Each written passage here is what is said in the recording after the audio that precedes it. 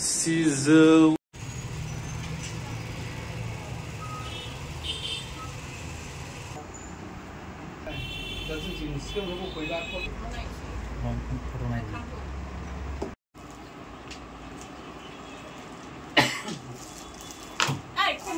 आङो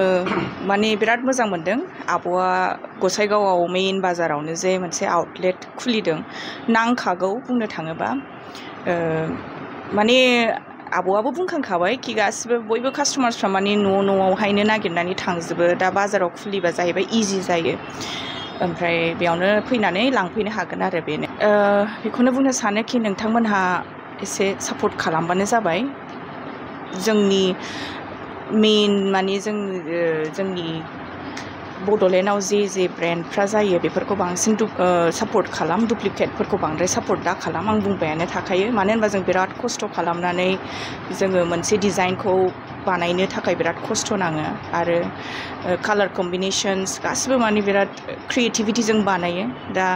बेफोरखौ जुदि नोंथांमोना सापर्ट खालामोबा जोंहा माने खस्थ' जानोबो हागौ आरो फिउचाराव ओंखायनो नोंथांमोनहा डाइरेक्ट फै हेल' लेडिसावबो फैनो हागोन आरो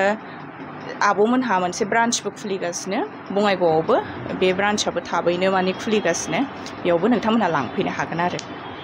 नोंथाङा बिबारनि अनार जानानै दा बिबारा माबायदि सोलिदों माबायदि डिजाइन बानायदों दा बिराद मोजां डिजाइन्स फैगासिनो जेखौ आङो माने दुर्गा फुजानि सिगां लन्च खालामगोन माखासेखौ आं एडभार्टाइज होगोन खिन्थु बांसिनखौनो एडभार्टाइजमेन्ट होआ देग्लाय मानो होनबा बिराद डुप्लिकेट जायो आं दिनै देखायबा गाबोननो बियो डुप्लिकेट जानानै हाजार पिस ओंखारगोन ओंखायनो आं बांसिनखौनो एडभार्टाइजमेन्ट होआ देग्लाय एसे आलदा बानायगोन बिजनेसखौहाय जेब्लायबो माने सोलायनांगौथ' ओंखायनो जेब्ला खाथि दुर्गा फुजानि खाथि टाइम सफैगोन होमबा आं नोंथांमोननो एडभार्टाइजमेन्टखौ होनानै होगोन नोंथांमोनहा फैनानै लांफैबानो जाबाय दिनै नोंथाङा लफायनि अनार जानानै गसाइगाव टाउनाव मोनसे दखान गोदानै खुलिबाय कास्टमारफोरखौ मा बुंनो सानो माने सिगां एक्सुवेलि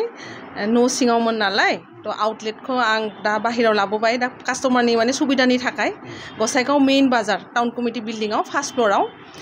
डाइरेक्ट मेइन बाजारावनो लकेसनाबो मोजां जागोन दा बयनि थाखायबो न' सिङाव एसे प्रब्लेम जाखायो नालाय आउटलेटा बेयाव लाबोबाय थ' गासिबो स्टकफोरा दा थाखागोन गासिबो जिनिसफोरखौ मोनजोबगोन पाटनि दख'ना इन्दि मुगा आरो पटमिनियाथ' थाखाबाय प्रिमियाम क्वालिटि कटननि गासिबो माने हलसेल मोनोमोन बेयावबो हलसेल मोनगोन गासिबो हलसेलबो मोनगोन रिटेलबो मोनगोन गासिबो मोनजोबगोन बेयाव आरो माने स्टकफोरा सिगां न' सिङाव नालाय थाखाया जिनिसफोरा न' सिङाव सोर फैगोन सोर फैया बिदिबो खोथाफोर थायो नालाय खिन्थु बेयाव माने अलवेज स्टकफोरा थाखागोन आरो अलवेज एनि टाइम आरो गासिबो जिनिसफोरखौ एभेलेबल जों बानायगोन खालामगोन कास्टमारनि डिमान्डनि हिसाबाव दा नोंथाङा लफायनि अनार जानानै लफायाव मा डिजाइन गोदान ओंखारदों गोदान डिजाइन माने बे मोनसे पइन्ट एक्सुवेलि जोंना डिजाइनफोरा बिराद डुप्लिकेट जायो थाब थ' ओंखायनो आउटलेटखौ बाहेराव ओंखायनो आं लाबोनाय जादों आरोखि माने अनलाइनाव हगारोबा जोंहा बिराद थाब डुप्लिकेट जायो जों जुदि गांसे सेट हराव ओंखारोबा मालाय बाहेरानिफ्राय हारसाफोरनिफ्राय हाजार पिस माने हाबखायो आरोखि बाजाराव ओंखारखायो बे बिराद प्रब्लेमाव दङ जों बिबार लफाय FNF बयबो डुप्लिकेटनि थाखाय जोंना बिजनेसा बिराद प्रब्लेम जादों दा थ' ओंखायनो माने जोंनाव बेयाव गोदान डिजाइन मोनसे बिराद खस्थ' खालामनानै जों मोनसे डिजाइन दिहुनखायो कालार कम्बिनेसन मिलायखायो लकेल हरावनो डुप्लिकेट बे मोनसे बिराद गिदिर फेक्टराव जों गोलैनानै दङ ब्रेन्डफोरा थ' ओंखायनो माने आनकमन माखासे डिजाइन क्रिएटिभिटि माखासे थायो नालाय हर सान साननानै माबा मोनसे साननानै दिहुनो खस्थ' खालामनानै मालायफोरासो माने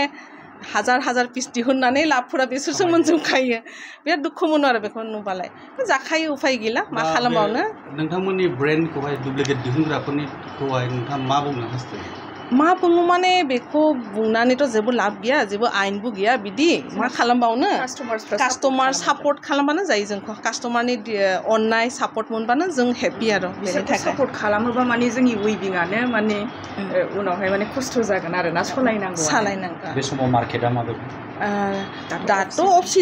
सिजना दाल सिजन दा आगस्तनिफ्राय दुर्गा फुजानि सिजना नांखागोन दा बेनि थाखाय जों प्रिपेरेसनाव दङ बिबार लफाय बयबो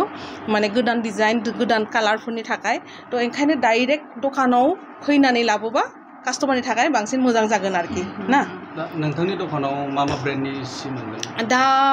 एफएनएफटाथ' न' खाथियावनो थाबाय नालाय ओंखायनो बेयाव बिबार आरो लफाय एभेलेबल थागोन आंनि दखानाव बिबारबो थागोन